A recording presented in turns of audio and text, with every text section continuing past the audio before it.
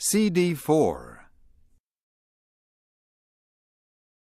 Unit 9, Humans and Nature, The Q Classroom, page 173. The Unit 9 question is, how can we maintain a balance with nature? What do you think, Sophie? Well, we have to work on waste disposal. We throw so much away and create so much pollution with our trash. I think if we just had fewer packages and recycled more, it would help a lot. What do you think, Felix? How can we maintain a balance with nature? We need to think about the environmental effects of everything we do. In the old days, people used to just put up buildings and destroy forests without thinking about it. Nowadays, we consider the risks to the animals in the area, the pollution that might be caused, and all that. So, I think we're on the right track. We've got a long ways to go, though. Why do you say that, Marcus? We're still using a lot of energy and water and creating a lot of pollution. I think we focus too much on growing, on having more stuff. People don't have to live in gigantic houses and drive huge cars, but that's what everyone wants now. I think we need to focus more on having good communities and good lives and less on buying things. So we've got buy less, pollute less, consider risk to animals and the environment before we build. What else? Una, how can we maintain a balance with nature? We need to preserve wild areas. Parks, forests, places in the ocean. We need some areas that are completely protected. Listening 1. Polar bears at risk. Listen for main ideas. Page 176. Here on Wrangel Island, a team of scientists watches 3 polar bears that grip the edge of the ice. To these scientists, the polar bear's fragile hold on the ice is a symbol of their slipping hold on a disappearing world. Wrangel Island is part of Russia and is located in the Arctic Ocean. It is home to one of the largest concentrations of polar bears in the world. This team of scientists has been doing research on the polar bears in this area for more than a decade. They hope to gain knowledge from their research that will help the polar bear in the future. The information they have gathered so far is alarming. Their research suggests that not only is the population of polar bears decreasing, but the size of the bears themselves is also decreasing.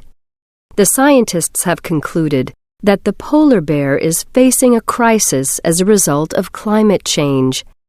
Their research shows that climate change is having a devastating effect on the polar bear habitat, the ice. Most people have read that the ice caps are melting because of climate change, but for most of us this problem feels very distant. But it is not for the polar bear. The polar bear is a creature of the ice. The ice is its home. Its body is specially adapted to the cold, with a double layer of fur and hollow hairs that work to trap the animal's body heat to keep it warm in the freezing temperatures. Pregnant polar bears build dens in the ice, often far from dry land. Polar bears also hunt on the ice, usually for ringed seals. Polar bears do not truly hibernate. They are active year-round. However, they can only hunt while there is plenty of sea ice, during the winter and early spring. To hunt, the bear usually finds an active breathing hole, a gap in the ice used by seals to take a breath. The bear crouches above the breathing hole, and as soon as a seal surfaces, the bear dashes to the hole and drags the seal out of the water with its powerful claws. Although polar bears are excellent swimmers, they are not fast enough to catch the seals in open water. They have to stay on the ice and move quickly as soon as the seal shows its head. During the late summer and early fall, when the ice is melted, they cannot hunt, and so they have to live off their fat reserves and the meager supply of food that is available. But the ice is not as stable as it once was. As temperatures rise, the ice is melting earlier in the year. This means that the bears have a shorter hunting season. They enter the summer thinner and less prepared to survive. And as the ice melts, it retreats, creating greater distances between one hunting area and another. A well-fed polar bear can swim at least 50 miles. But as the distance between hunting areas increases, and as the bears get thinner, they sometimes drown trying to reach a distant food source.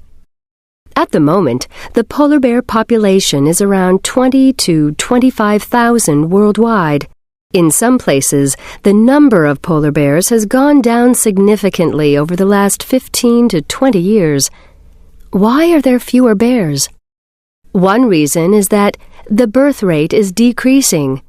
Polar bears used to have 2 or 3 cubs at one time, and 2/3 would survive. Now, 1 cub is the norm, and not as many of the cubs survive to adulthood. Polar bears are also smaller than they used to be. In the past, an adult male polar bear might weigh up to 1,800 pounds. Now most weigh less than 1,000 pounds, about half the size. Females might be only 300 to 400 pounds. So both males and females have become much smaller. This could be because the bears are thinner, losing weight as their food becomes harder to find. But their skull sizes are smaller too, suggesting the changes are more permanent, not simply a result of a short-term change in food supply. The problems facing the polar bear are potentially disastrous. Scientists are working to better understand the role humans are playing in climate change and what actions can be taken to address its impact. Conservationists are also trying to come up with ways to help the bears survive despite the shorter winters. A short-term solution may be to create land refuges for them, because their survival at the moment depends on the availability of ice and food. If people can provide these magnificent animals with a safe place to live and find food for a short while, hopefully the polar bear can adapt to its changing environment. Listen for details. Page 177. Listen again to listen for main ideas. Listening skill. Listening carefully to an introduction. A. Page 179. Hello. Today I want to continue our discussion about the impact of human behavior, specifically pollution, on the environment. I want to draw your attention to the effect humans are having on one of the smaller animals with which we share the planet, honeybees. You might be thinking, why should we care about honeybees? Well, in the first part of this lecture, I'll explain the important role honeybees play in our daily lives. You might be surprised to find out just how vital their health is to you.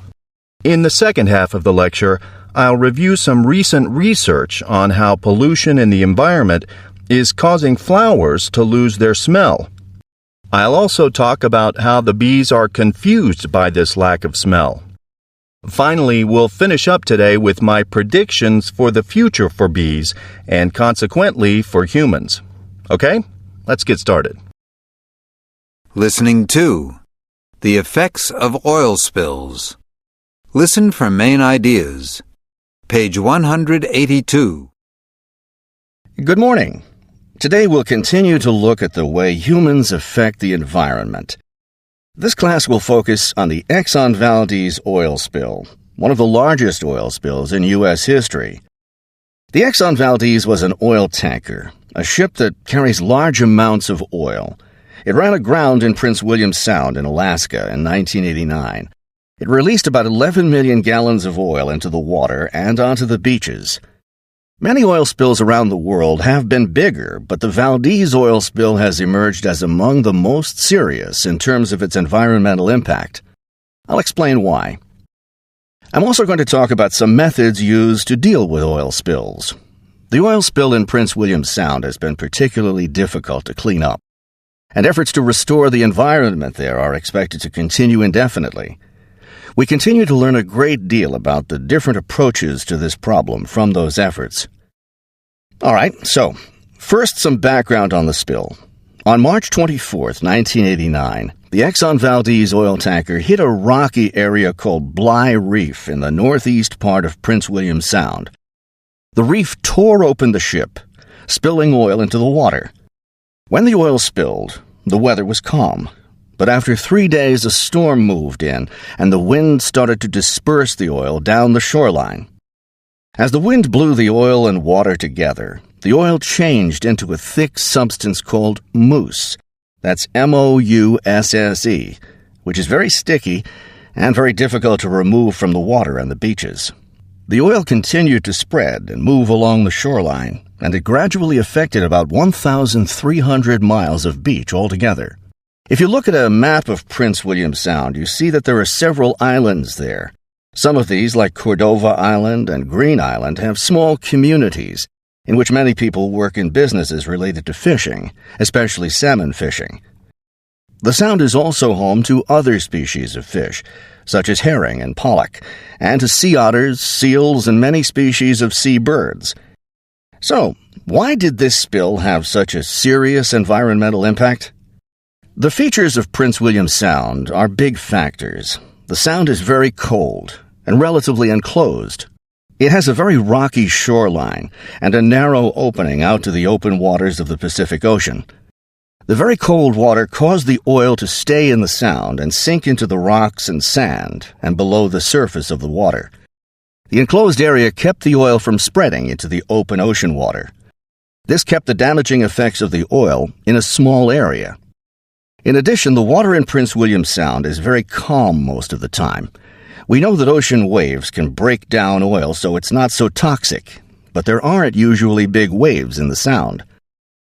Now let's look at the short-term environmental impact. What happened right after the oil spilled?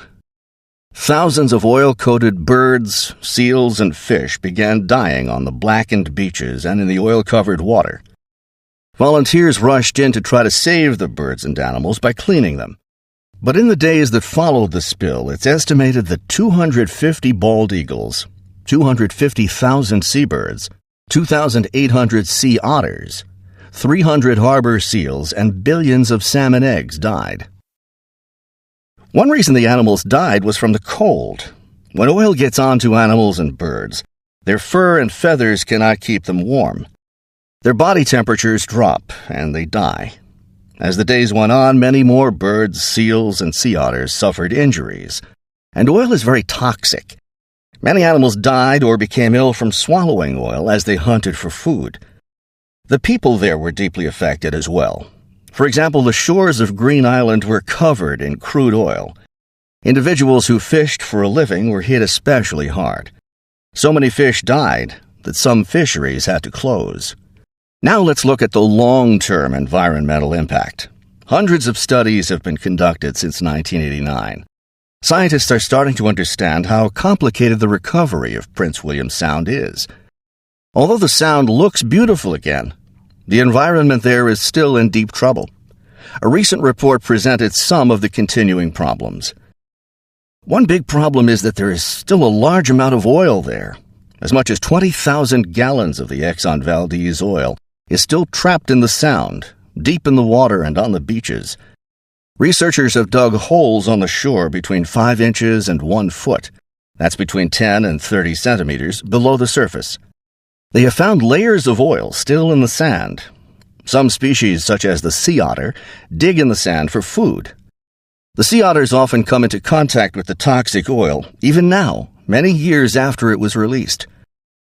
Another problem is the large number of animals still suffering the consequences of the spill. Killer whales, salmon, herring, and other species were all injured by the oil spill. Scientists are tracking these animals. They found that the salmon are recovering, but salmon born from eggs exposed to the oil are smaller than salmon born before the spill. The Sound's commercial herring fishery completely collapsed within a few years. Many of the inhabitants of the Sound are still feeling the impact. The herring and salmon populations still haven't returned to what they were before the spill, and some of the fisheries still haven't reopened. And the killer whale has been hit especially hard. Killer whales live in groups called pods, At the time of the oil spill, one pod had 22 members. The spill killed 9 whales within the first year, and 5 more died after 1990. Since then, there have been no births in the pod. 0. This pod is in serious trouble. Another pod, fortunately, is beginning to slowly recover. Scientists think most of the dead whales died from breathing in toxic fumes from the oil, or from eating harbor seals that were covered in oil. Thousands of harbor seals died right away, but their numbers have finally started to increase again. So it's clear that the environmental impact of the Valdez oil spill, both short and long term, was serious. Thousands of animals suffered immediately following the spill, and some species are still feeling the effects more than 2 decades later. Now let's consider how to deal with oil spills. A lot of research has been done on ways to clean up an oil spill. We know it's important to respond as soon as a spill occurs. Oil can spread quickly and cause a lot of damage in a short time. There is a variety of equipment that can be used to keep the oil from spreading and to remove it from the surface of the water. There are also chemicals that can be used to treat the oil and remove it. We also know that animals can die quickly from an oil spill, and that washing the oil off affected birds and animals can improve their odds of survival. I mentioned earlier that right after the Exxon Valdez spill, thousands of people went to the nearby beaches to try to rescue the birds and other animals. With the Exxon Valdez oil spill, the first cleanup response was to use a chemical mixture to try to disperse the oil.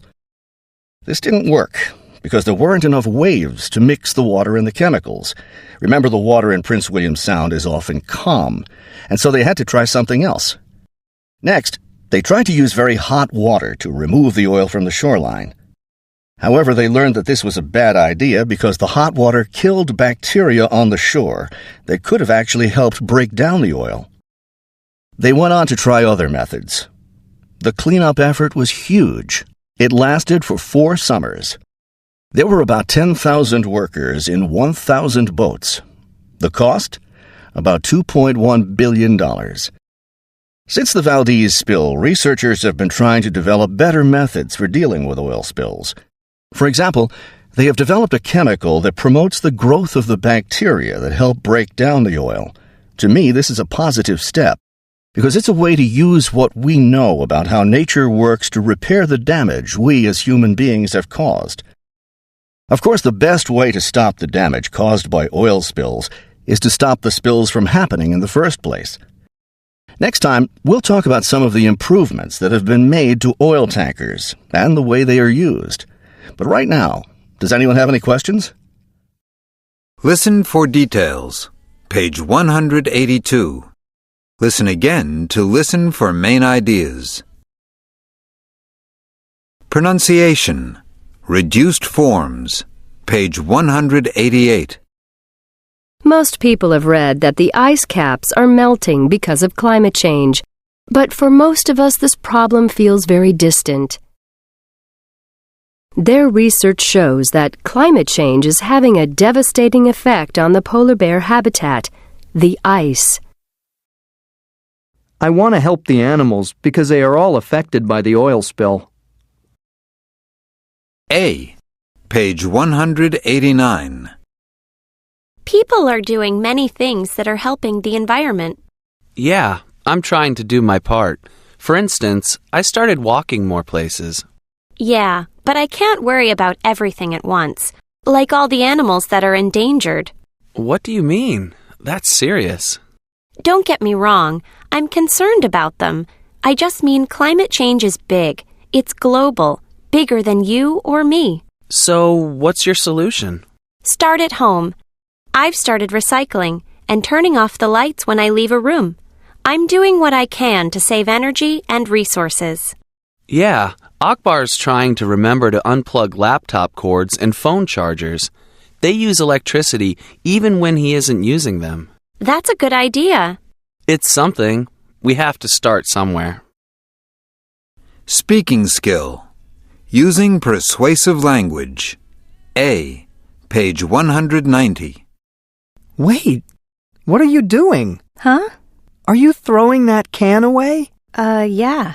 Aren't you worried about the environment? Well, I have to say that I don't really think what I do has that much effect on the world. I mean, I'm just one person. Even one person can make a difference. Yes, but I heard that climate change isn't even real. You know, almost 20,000 scientists signed a petition saying that they don't believe that climate change is caused by humans. You can't believe that. Well, why not?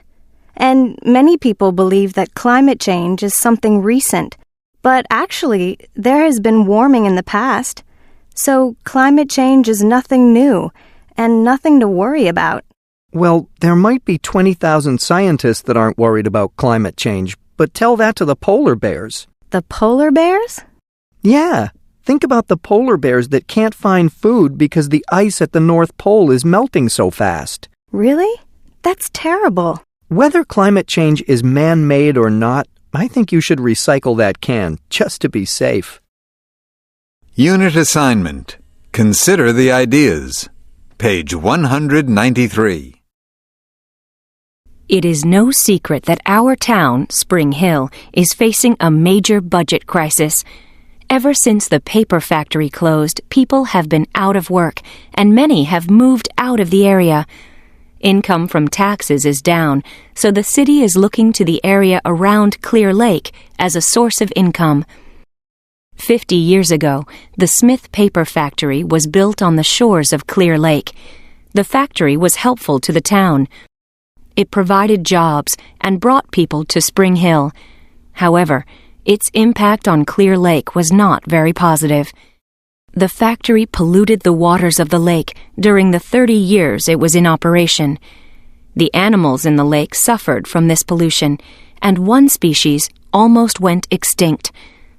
Since the factory closed, the environmental situation has improved, thanks to the hard work of a group of scientists from Spring Hill Community College. Spring Hill is now making plans for developing the land around Clear Lake. They don't want to repeat the problems of the paper factory. The mayor of Spring Hill is now asking for input at a town meeting. The meeting is open to anyone who wants to share ideas about the best way to develop land around the lake. Unit 10. Child's Play. The Q Classroom. Page 199. The Unit 10 question is athletic competition good for children? What do you think, Marcus? Of course it is. Kids need to exercise. Childhood obesity is a growing problem, and exercise helps with that. It gets kids off the sofa and away from their computers and TVs. That's true. But why athletic competition and not just exercise? Because competition is motivating. Kids are more likely to play if they're trying to win at something. What do you think, Felix? Do you agree? Is athletic competition good for children? Not necessarily. I agree that some kids find it motivating, but for other kids, it's too much pressure. They're so focused on winning that it takes all the fun out of the sport. They do need exercise, but if they're under too much pressure, it's just adding stress to their life instead of helping them. Sophie, what's your opinion about this? Is athletic competition good for children? I think Felix and Marcus both made good points. But there's something else in favor of competition besides exercise. Kids in competitive sports learn sportsmanship. They learn how to work together toward a goal. And they learn self-discipline. I think there are a lot of benefits. How about you, Una? Do you think athletic competition is good for children? Mostly yes. Some adults get too extreme and push their kids too hard. But if you don't put too much pressure on the kids, I think it's good for them. Listening 1. Training Chinese athletes. Listen for main ideas. Page 202. Good morning. Welcome back to Topic Talk. I'm Ben Irwin, and my guest today is Jacinta Munoz, a writer currently working on a book about youth sports. She's just returned from several months in China, investigating what made the athletes on the Chinese Olympic team so good so quickly. Is there something American athletes could learn from their example? If you've competed in a sport, if you are the parent of an athlete, or if you are just interested in this topic, we'd love to take your calls later in the show. So, Jacinta, why did you decide to learn more about the Chinese training system? A couple of reasons. First, I think we've all seen how the Chinese athletes have come out of nowhere in the last 20 years or so and have started to dominate in a number of sports. Just look at the 2008 Olympics, where their gymnasts won so many medals. But I have a personal interest as well.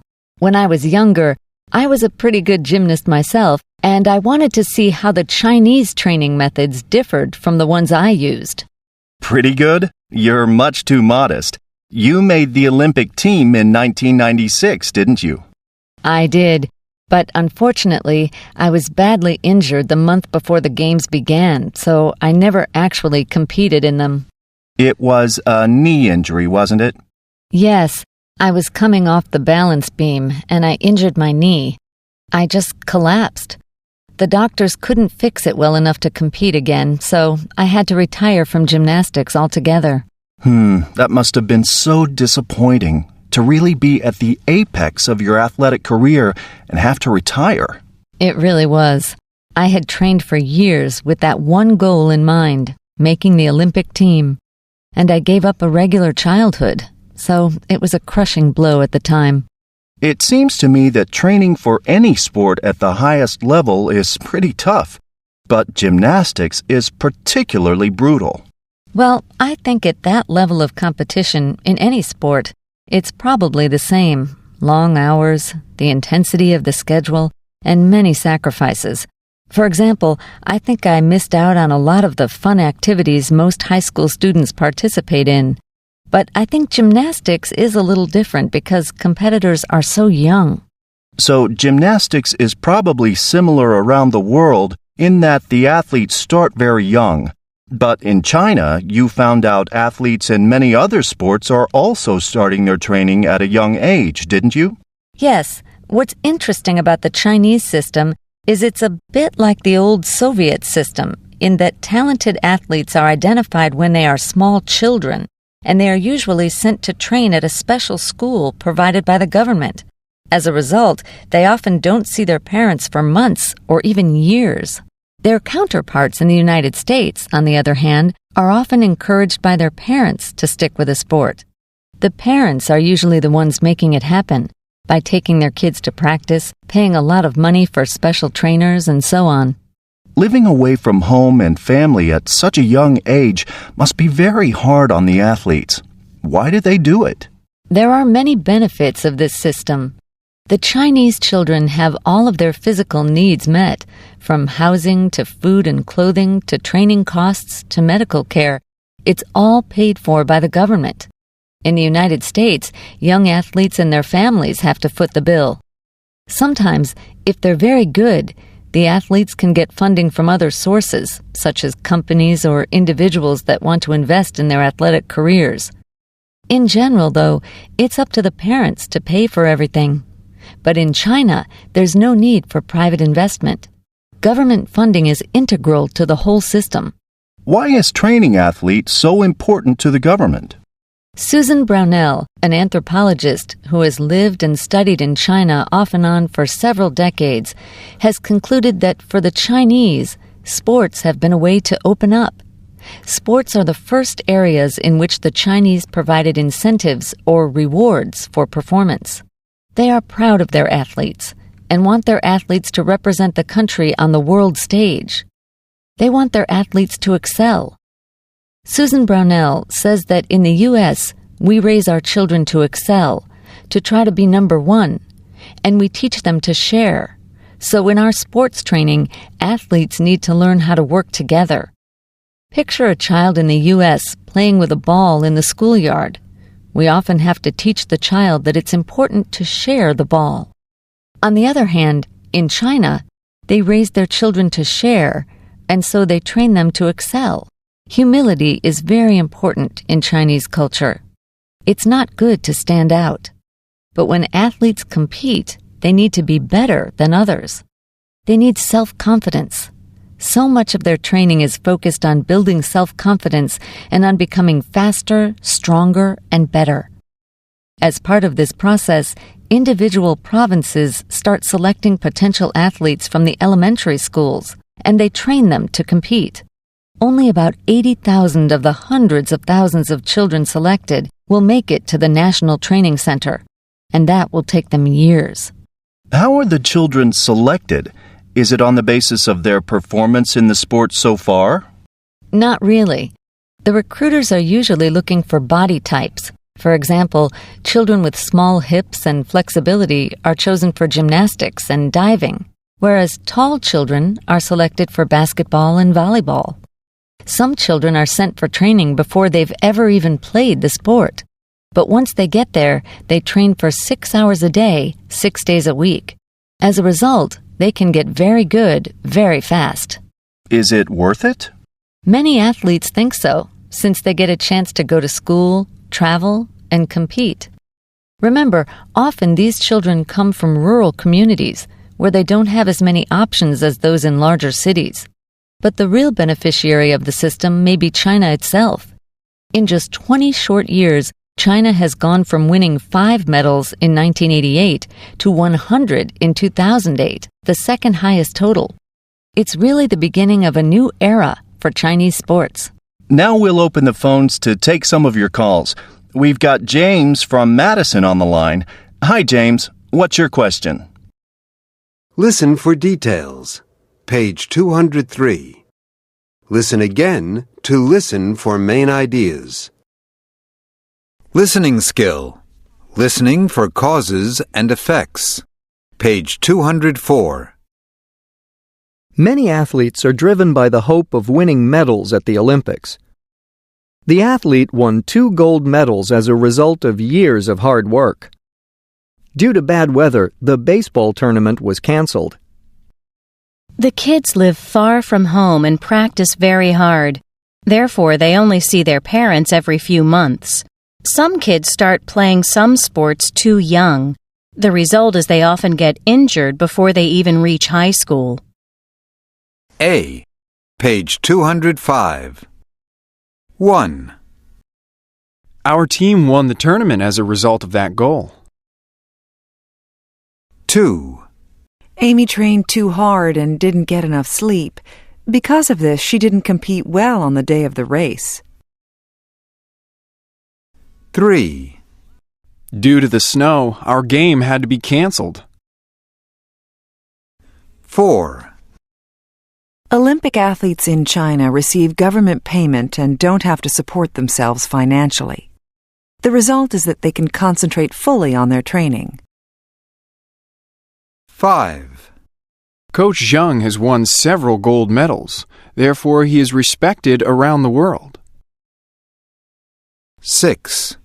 I can practice more often since we live closer to the gym. Listening to Until It Hurts discusses youth sports obsession. Listen for main ideas. Page 207. It's now 8:45 on Monday morning, which is the time we turn to sports writer Jim Butler for his take on the sporting world. Maybe you heard the story last week. Yet another parent jumped onto the field at his kid's soccer game to yell at the referee. And just like too many other times, the yelling escalated, ending up with the father fighting with the referee. What a sad reflection on youth sports today and the role of adults in them. Which brings me to a book I read recently about our obsession with youth sports called Until It Hurts. The author, Mark Hyman, is a sports journalist who has written for Sports Illustrated and the New York Times. He's also a dad, a coach, and a former athlete. Mr. Hyman's book is about many things, how youth sports have changed over time and how they should change in the future. But it's also a personal story about what he's proud of and what he regrets about his decisions as a father and a youth sports coach. When we first began organizing youth sports, say, 150 years ago, the teams were guided by schools and educators. They were designed to be fun, teach skills, maybe build a little character. But sometime in the middle of the last century, educators bowed out and the parents took over, sometimes as coaches, but most often as very active spectators, and their ambitions often got the best of them. Parents wanted to see their kids do as well as possible at a sport, and so some big changes happened in the way children play sports. One change is that children started to play competitive sports at very young ages, when they're more vulnerable to certain kinds of injuries, like bone fractures.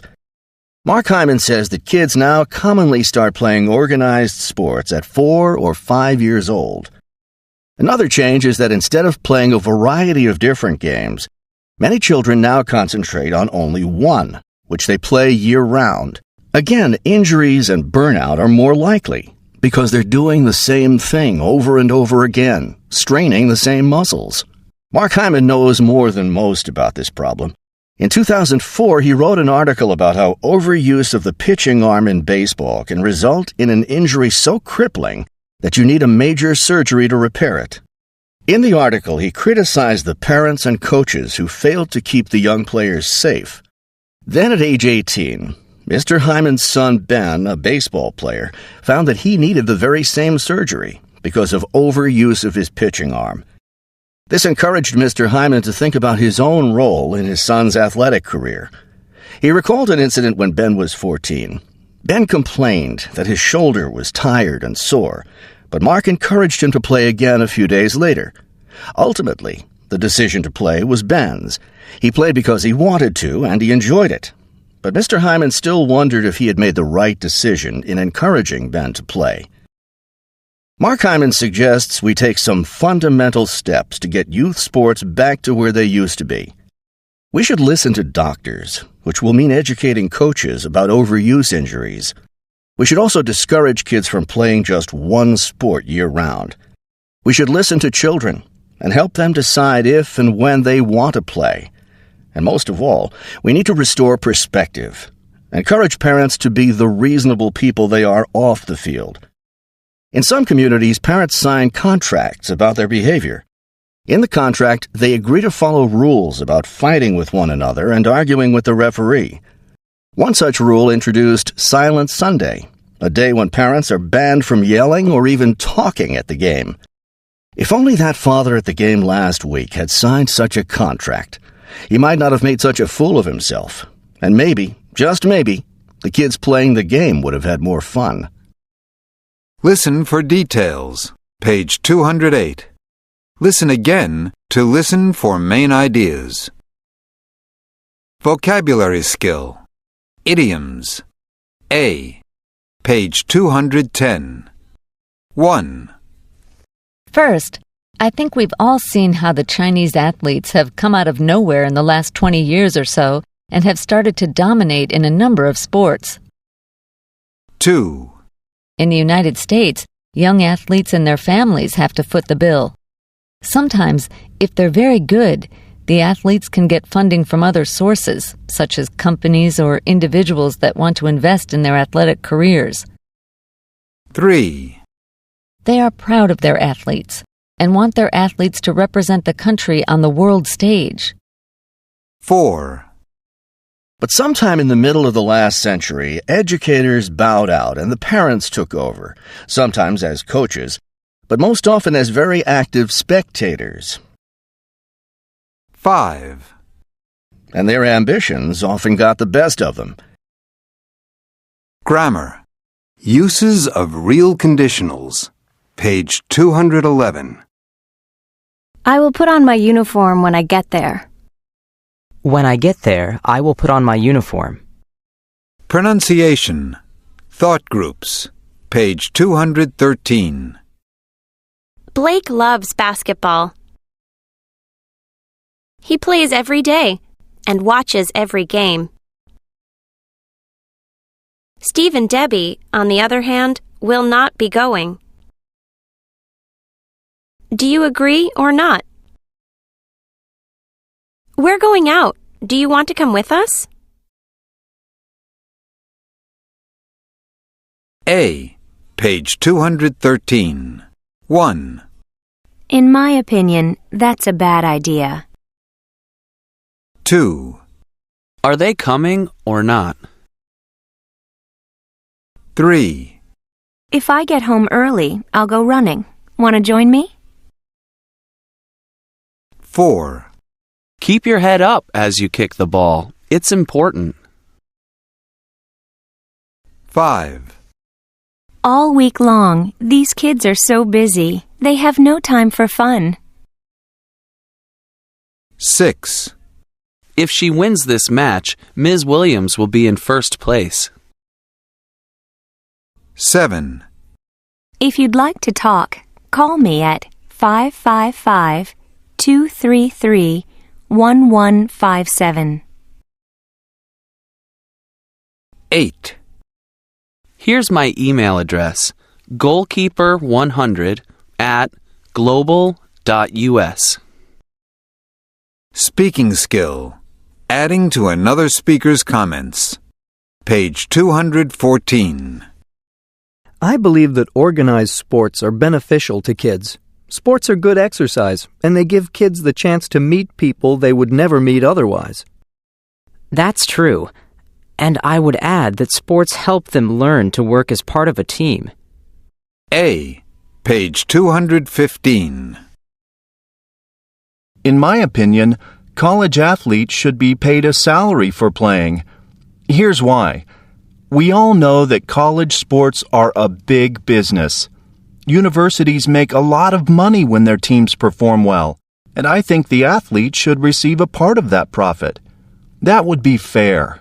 Another important point is that these athletes have to work really hard. They practice every day. They travel around the country, and they have to attend classes just like everyone else. Basically, they work like employees of the university, and if they are employees, they should be paid a salary. That's a good point. And to build on what John said earlier, if universities really want to succeed in sports, they should be happy to pay their athletes. If they do agree to pay them a salary, these athletes will play better, and they'll be more likely to stay in school longer, instead of leaving school to become professionals before they graduate. John and Lisa are both right, and I would add that, as a college athlete, I could definitely use the money.